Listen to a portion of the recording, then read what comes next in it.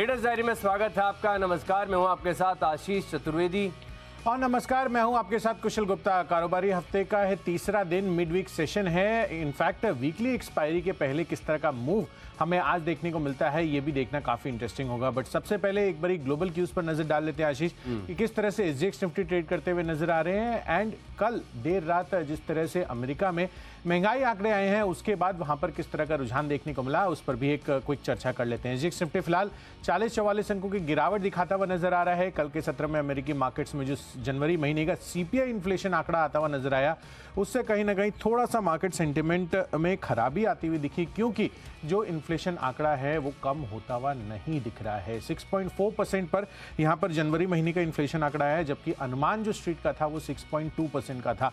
तो कहीं ना कहीं इससे अभी भी चिंता बनी हुई है कि जितनी एक्सपेक्टेशंस पहले थी कि यहां पर जो टर्मिनल रेट है वो 5.25% तक रहने वाला है, उसको और भी हो सकता है कि बढ़ाया जाए।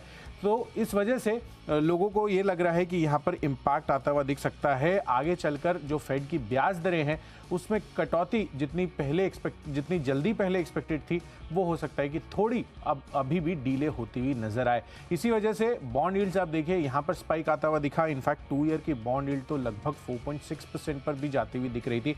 तो कहीं ना कहीं जो मूड माहौल है वो थोड़ा सा चिंताजनक बना हुआ है। अब देखना होगा कि यहाँ पर हमारे बाजारों पर किस तरह का उस चीज़ का इम्पैक्ट आता हुआ नजर आता है।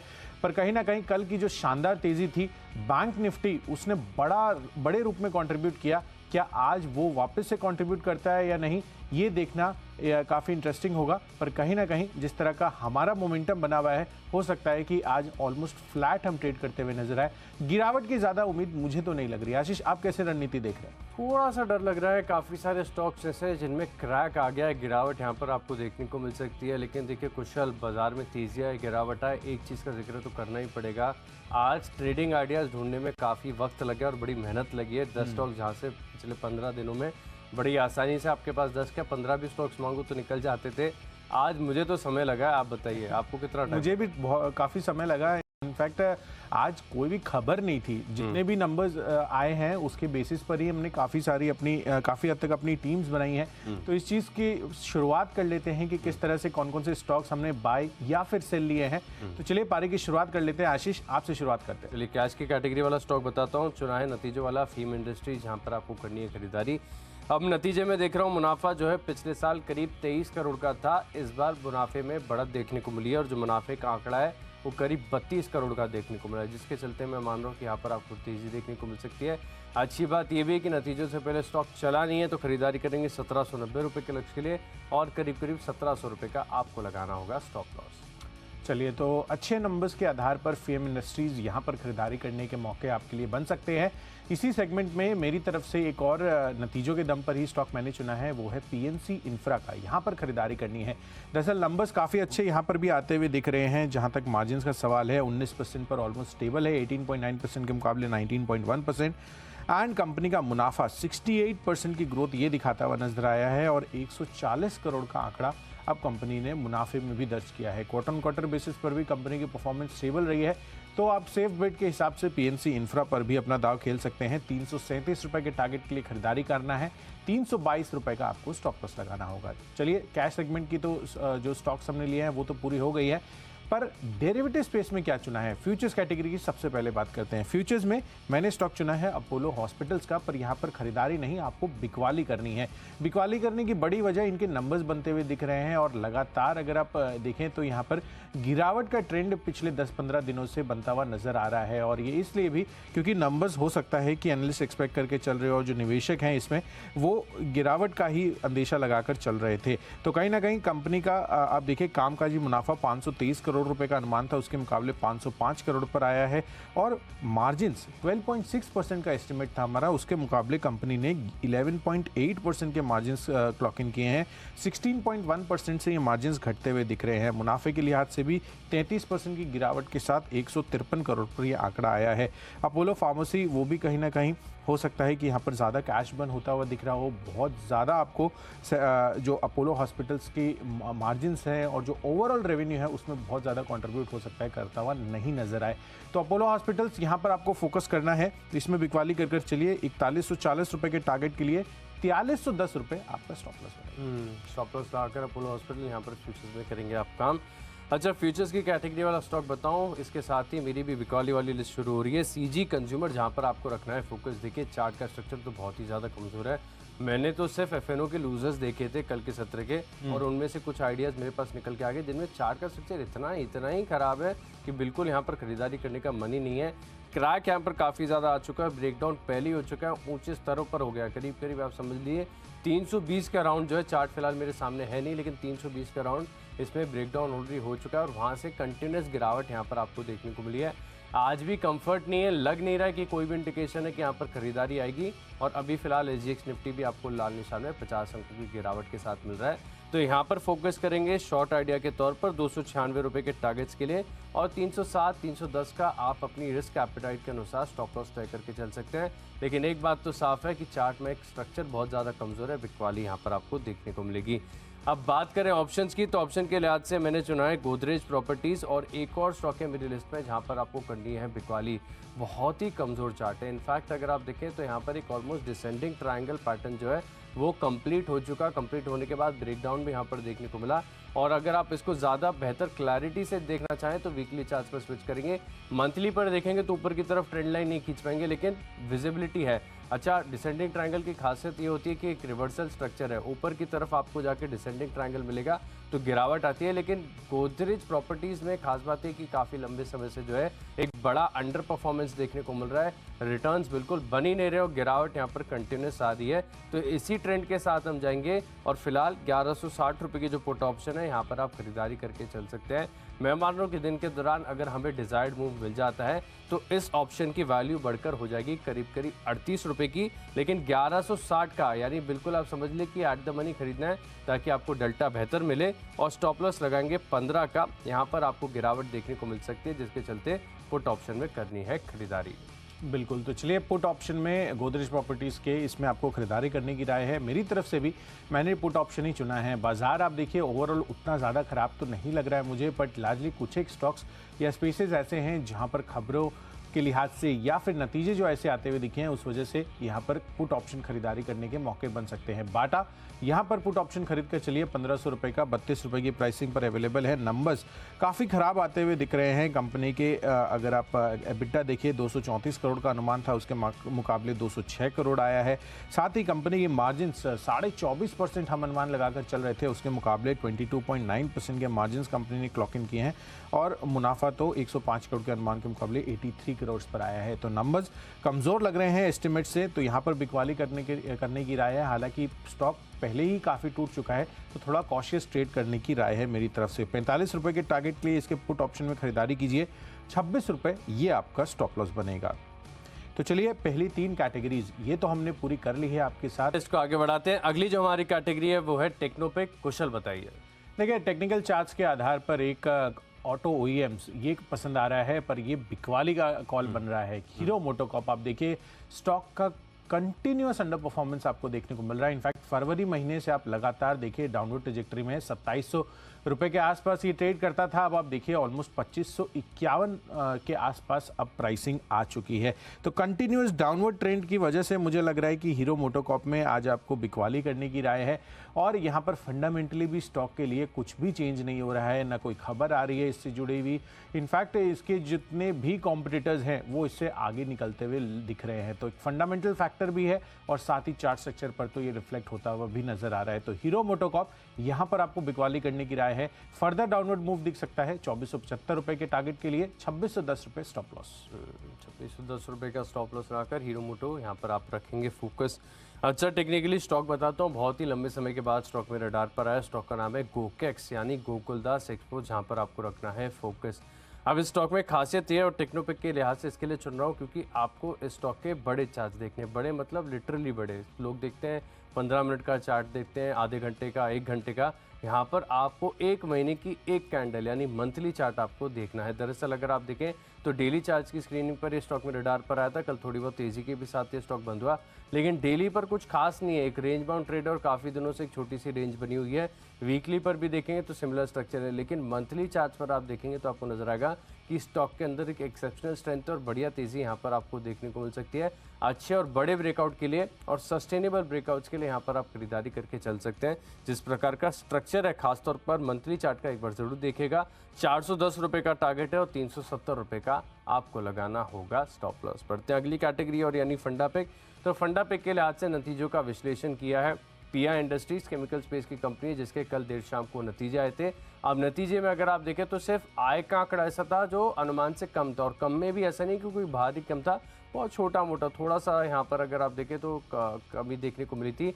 लेकिन बाकी आधार पर अगर आप देखें तो खास तौर पर जो कामकाजी मुनाफा यानी जिसे एबिटा कहते हैं और मुनाफा यहाँ पर जो है अनुमान से हल्के बेहतर साइड पर ही प्रदर्शन देखने को मिले। अब फंडा पिक में इसके लिए शामिल कर रहा हूँ क्योंकि नतीजे से आने से पहले कल के सत्र में आप देखें तो करीब 3-2.5% की गिरावट यहाँ पर आपको ऑलरेडी देखने को मिली थी। तो आज अगर हो सकता है कि निचले स्तरों से यहाँ पर खरीदारी देखने को मिले, लेकिन नतीजों वाला स्टॉक है, रिस्की है, तो फंडा पिक के लिहाज से भी बिना स्टॉप लॉस के यहाँ पर आप ट्रेड नहीं लेंगे।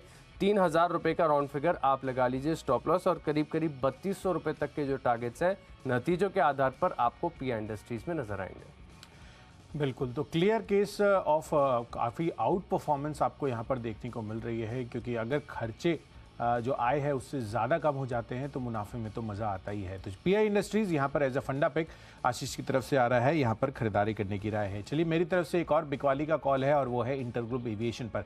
दरअसल जो खबर आती हुई दिख रही है, हम हेडलाइंस पर भी आपको बताते हुए नजर आ रहे हैं कि एयर इंडिया ने एविएशन की हिस्ट्री में एक और नया स्टार जोड़ दिया है। अब यहाँ पर ये स्टार क्या है, इन्होंने 470 एयरप्लेन्स का ऑर्डर दिया है और उसमें भी और फर्दर 70 प्रोविजनल है बोइंग के साथ। यहाँ पर एक इनके पास ऑप्शन है कि और फर्दर ये खरीदारी कर सकते हैं एयरक्राफ्ट्स की। तो ये क्लियर कट इंडिकेट कर रहा है कि मार्केट में जो मार्केट लीडर है एविएशन स्पेस में, उसको बड़ा कंपटीशन आगे चलकर मिलता हुआ दिख सकता है। तो एविएशन स्पेस में मुझे लग रहा है कि एक अब काफ़ी हलचल होती हुई नजर आएगी। डिमांड तो काफ़ी इंटैक्ट है, पर अब फाइट होगी मार्केट शेयर की। इसी वजह से इंटरग्रुप एविएशन मुझे लग रहा है कि इस खबर के दम पर सेंटिमेंटली आज के लिए नेगेटिव बन सकता है। तो यहाँ पर बिकवाली कर चलिए 1960 रुपए के टारगेट के लिए 2060 रुपए आपको हायर साइड पर स्टॉप लॉस लगाना होगा। तो चलिए फंडा पिक भी हो गई हमारी पूरी। अब बढ़ते हैं अपनी निवेश की पिक की तरफ, और यहाँ पर स्टॉक मुझे पसंद आ रहा है जो कल सभी का, इनफैक्ट 3 या 4 एनालिस्ट को पसंद आ रहा था, आईटीसी का काउंटर। और अब ये लंबी अवधि का घोड़ा बन गया है, क्योंकि हमेशा से हम लगातार इसको रेकमेंड भी करते आ रहे हैं, फंडा पिक हो चाहे निवेश के लिहाज से पिक हो। और अब कंपनी का मोमेंटम काफ़ी इंटैक्ट बन रहा है, और ये इसलिए भी क्योंकि अब डाइवर्सिफाइड एफएमसीजी बिजनेस में आ गई है कंपनी। आगे चलकर वैल्यू अनलॉकिंग भी एक्सपेक्टेड है होटल बिजनेस की, और सरकार की तरफ से जो ये खबर आती हुई दिख रही है कि यहाँ पर ये हिस्सा बेचने से इन्होंने इनकार कर दिया है। सोर्स बेस्ड खबर है ऑफकोर्स, बट कहीं ना कहीं मुझे लग रहा है कि ये आईटीसी के लिए जो सेल का ओवरहैंग था वो खत्म हो गया, और इसी वजह से यहाँ पर और फर्दर तेजी आगे चलकर भी बनती हुई नजर आ सकती है। तो लॉन्ग टर्म पोर्टफोलियो में डेफिनेटली आप इसको शामिल कर चलिए। 460 रुपए के टारगेट के लिए आपको आईटीसी अपने पोर्टफोलियो का पिक बनाकर चलना है। तो चलिए आईटीसी पर कन्विक्शन बराबर बना हुआ है। कल के सत्र में 3% की तेजी भी देखने को मिली थी, और साथ में इन्होंने 6 रुपये का डिविडेंड का भी ऐलान किया था। तो यहाँ पर भी आपको रखना है फोकस। अच्छा, अब निवेश के लिए आज से अपना स्टॉक बताता हूँ। चुना है मैंने एमएनसी दिग्गज कंपनी लिंड इंडिया, जहां पर आपको करनी है खरीदारी। फिलहाल अगर आप देखें तो इंडस्ट्रियल गैसेस सेगमेंट में इनसे बड़ा कोई बेहतर नाम नहीं है। 2 दिन पहले इन कंपनी के नतीजे आए थे, और नतीजे हर लिहाज से काफ़ी डिसेंट थे। टेक्निकल स्ट्रक्चर भी बढ़िया था। इसी के चलते इसी हफ्ते के दौरान दूसरी बार ये स्टॉक मैं अपनी लिस्ट में जो है रिपीट कर रहा हूँ। एक बायसनेस है मेरा, मुझे इसका चार्ट अच्छा लगता है, कंपनी का कारोबार काफ़ी बढ़िया लगता है, और लंबे समय से हमारी रिकमेंडेशन लिस्ट में भी रहा है। तो लिंड इंडिया यहाँ पर आपको रखना है फोकस, लेकिन समय भी देना होगा। 9 महीने का समय आपको देना होगा, और मैं मान रहा हूँ कि 4750 तक के जो लक्ष्य हैं वो आपको लिंड इंडिया में नजर आएंगे। अब लिस्ट को आगे बढ़ाते हैं। अगली जो हमारी कैटेगरी है वो है खबरों के दम पर। तो खबरें तो जैसे कुशल बता रहे थे कुछ बड़ा है ही नहीं, खबरें तो बिल्कुल ना के ही बराबर है, लेकिन है नतीजे ढेर सारे, और आज नतीजों का भी आखिरी दिन है। तो कल से लिस्ट को बनाना और इस कैटेगरी को भरना और भी बड़ा चैलेंजिंग हो जाएगा। फिलहाल के लिए सीआरटीए स्टॉक में लेकर आया हूँ, क्योंकि यहाँ पर आप देखिए पिछले साल के मुकाबले पिछले साल करीब 20 करोड़ का घाटा था। इस बार कंपनी ने इसी तिमाही में करीब 35 करोड़ का मुनाफा दर्ज किया है। लेकिन एक चीज़ और है कि टेक्निकल स्ट्रक्चर अगर आप देखें तो इतना सपोर्टिव नहीं लग रहा है, तो बिना स्टॉप लॉस के काम करना इसमें थोड़ा सा जोखिम भरा हो जाएगा। 1485 रुपये का पहले लगाइए स्टॉप लॉस, और फिर करेंगे खरीदारी। 1530 रुपये तक के टारगेट जो है यहाँ पर आपको नजर आएंगे। चलिए, तो सीएट में खरीदारी करने की राय है। मेरी तरफ से खरीदारी करनी है टोरेंट पावर में। नंबर्स यहाँ पर भी काफ़ी दमदार आते हुए दिख रहे हैं और आय के लिहाज से 71% की ग्रोथ रही है। कामकाजी मुनाफा भी लगभग 58% का ग्रोथ रहा है और कंपनी का अनुमान था 17% के मार्जिन्स का, उसके मुकाबले कंपनी ने 22.5% के मार्जिन्स दर्ज किए हैं। तो सिग्निफिकेंट बीट आपको मार्जिन्स के लिहाज से नज़र आता हुआ दिखेगा। और यहाँ पर आपको मुनाफा अगर आप देखें तो 85% की ग्रोथ के साथ 685 करोड़ पर कंपनी ने दर्ज किया है। तो हर एक पैरामीटर जितने भी एनालिस्ट के एस्टिमेट्स थे उसको कंफर्टेबली टोरेंट पावर बीट करता हुआ दिखा है। तो इस वजह से मुझे लग रहा है कि यहाँ पर एक्शन रह सकता है। 466 रुपये के टारगेट के लिए खरीदारी कीजिए।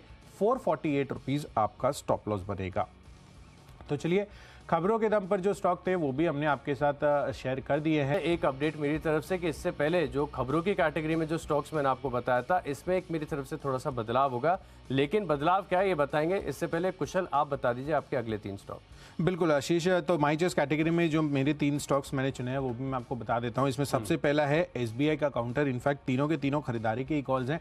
एसबीआई चुनने की बड़ी वजह ये बन रही है क्योंकि आप पीएसयू बैंकिंग स्पेस में देखिए, इनफैक्ट ओवरऑल अगर बैंकिंग स्पेस में देखिए तो काफ़ी बड़ा दिग्गज प्लेयर है और कहीं ना कहीं मुझे लग रहा है कि लॉन्ग टर्म के लिए आप एसबीआई में खरीदारी कर चल सकते हैं, क्योंकि जिस तरह का इसका चार्ट पैटर्न बन रहा है और जो क्रेडिट ग्रोथ की बात कर रहे हैं वो काफ़ी पॉजिटिव लग रही है। तो 650 रुपये के टारगेट के लिए अगले 12 महीनों में एसबीआई, इसमें आपको खरीदारी करने की राय है। दूसरा कॉल है ईआईडी पैरी पर। नंबर्स काफ़ी शानदार आते हुए दिख रहे हैं, मार्जिन स्टेबल है कंपनी के। एबिटा लेवल पर देखिए 49% तक की ग्रोथ रही है। 614 करोड़ से बढ़कर 915 करोड़ रुपए का कंपनी ने एबिटा लेवल पर दर्ज किया है और साथ ही कंपनी का मुनाफा भी 250 करोड़ के पार अब जाता हुआ दिख रहा है। आई फ्रंट पर भी 52% की ग्रोथ रही है। इस वजह से ईआईडी पैरी यहाँ पर खरीदारी करिए। 530 रुपए के टारगेट के लिए 508 रुपए आपको यहाँ पर स्टॉप लॉस लगाकर चलना है। और आखिरी कॉल है जीएमडीसी पर, गुजरात मिनरल डेवलपमेंट कॉर्पोरेशन। यहाँ पर भी आंकड़े काफ़ी शानदार आते हुए दिखे हैं एंड आप रेवेन्यू फ्रंट पर देखिए 18% की ग्रोथ रही है एंड उससे ज़्यादा इंटरेस्टिंग चीज़ है कामकाजी मुनाफा। 67% की ग्रोथ कंपनी दर्ज किया है। 27.7% के मार्जिन्स थे और अब कंपनी ने 39.2% के मार्जिन्स दर्ज किए हैं। तो काफ़ी शानदार आउटस्टैंडिंग नंबर्स। जीएमडीसी 134 रुपये का टारगेट, 126 का स्टॉप लॉस। यहाँ पर आप रखेंगे फोकस। अच्छा, जिस अपडेट की कुशल मैं बात कर रहा था, मैं आपको अपडेट बता देता हूँ। क्लैरिफिकेशन ये है कि स्टॉक मैंने आपको बताया था सीएट, लेकिन इसमें हो गया थोड़ा सा कंफ्यूजन, तो आप तुरंत कर लीजिए नोट। सीएट नहीं है, गुडियर के नतीजे हैं। सीएट के नतीजे पहले आ चुके हैं। तो गुडियर के जो नतीजे हैं इसके लिहाज से मैंने एक स्टॉक चुना है जहाँ पर 6% के मार्जिन जो है पिछले साल के मुकाबले बरकरार है। मुनाफे में भी डिसेंट ग्रोथ है। तो मैं मान रहा हूँ कि यहाँ पर आपको खरीदारी देखने को मिल सकती है। 1047 की क्लोजिंग है। आप 1060 रुपये का लक्ष्य गुडियर में खबरों के लिहाज से, नतीजों के लिहाज से जो स्टॉक मैंने आपको बताया, और 7-8 रुपये नीचे आप अपनी एपेटाइट के अनुसार जो है स्टॉप लॉस तय करके चल सकते हैं। एक और बार आपको बता रहा हूँ, गुडियर यहाँ पर जो नतीजा है इसके बाद ये स्टॉक मैंने अपनी लिस्ट में किया है शामिल। अब बढ़ते हैं फाइनल कैटेगरी की ओर, जो कि है माई चॉइस। तो यहाँ पर जो पहला स्टॉक है मेरी लिस्ट में जिसमें आपको फोकस करके चलना है वो है महिंद्रा सीआईई। यहाँ पर भी आप देखिए टेक्निकल चार्ट्स काफ़ी ज़्यादा मजबूत हैं और मैं मान रहा हूँ कि जिस प्रकार का स्ट्रक्चर है तेज़ी आपको देखने को मिलेगी। 415 रुपये का टारगेट और स्टॉप लॉस लगाएंगे आप करीब 390 रुपये का। सिमिलरली एक और टेक्निकल स्टॉक है मेरे पास, वो है पूनावाला फिनकॉर्प, जहाँ पर कल के सत्र में आपको ब्रेकआउट भी देखने को मिला और ये ब्रेकआउट देखने को मिला है डेली चार्ज पर। जो कल के सत्र में तेज़ी आई है, इसके बाद तेज़ी के बाद स्टॉक में ब्रेकआउट का कंफर्मेशन हो गया। तो 330 रुपये का टारगेट और करीब राउंड फिगर 300 रुपये का, यानी 12-13 रुपये नीचे आप स्टॉप लॉस लगा कर चल सकते हैं। और आखिरी जो स्टॉक है मेरी लिस्ट में है वो है अतुल ऑटो, जहाँ पर भी टेक्निकल चार्ट्स काफ़ी सपोर्टिव नज़र आ रहे हैं। तेज़ी यहाँ पर देखने को मिल सकती है। 385 रुपये का टारगेट है और 360 रुपये का आपको लगाना है स्टॉप लॉस। बिल्कुल, तो चलिए, हमने सभी स्टॉक्स और उनके लेवल्स का रिकैप तो कर लिया है और डिटेल में बात कर ली है, पर अब जल्दी से किस तरह से हमने सारी लिस्ट चुनी है एक क्विक रिकैप उसका भी कर लेते हैं। तो चलिए, सबसे पहले कैश सेगमेंट में मैंने स्टॉक चुना है पीएनसी इंफ्रा का। यहाँ पर खरीदारी करने की राय है। नंबर्स काफ़ी शानदार आते हुए दिखे हैं।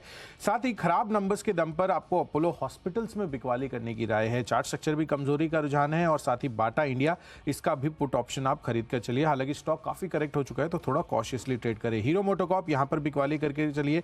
कंटिन्यूस डाउनवर्ड ट्रेजेक्टरी है। इंटरग्लोब एविएशन यहाँ पर भी बिकवाली कर चल सकते हैं। एयर इंडिया के लिए जो खबर आती हुई दिख रही है, सेंटिमेंटली नेगेटिव इस काउंटर के लिए बन सकता है। आईटीसी लंबी अवधि के लिए पसंद आ रहा है, साथ ही टॉरेंट पावर दमदार नतीजे यहां पर आते हुए दिखे हैं, तो खबरों के दम पर यहां पर फोकस रखिए। और साथ ही माइचस कैटेगरी में एसबीआई, ईआईडी पेरी और साथ ही जीएमडीसी में आपको खरीदारी करने की राय है।